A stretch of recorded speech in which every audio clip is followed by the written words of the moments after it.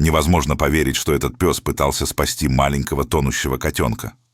Котенок до последнего не верил, что его могут спасти, и очень боялся большого пса. Но самое интересное случилось в конце. Пытаясь взобраться на берег, он поранил себе лапу и совсем обессилел. Когда у него закончились силы, пес смог наконец достать его из воды и отдать своей доброй хозяйке в руки. Сразу же его отвезли к ветеринару, проверили, все ли с ним в порядке.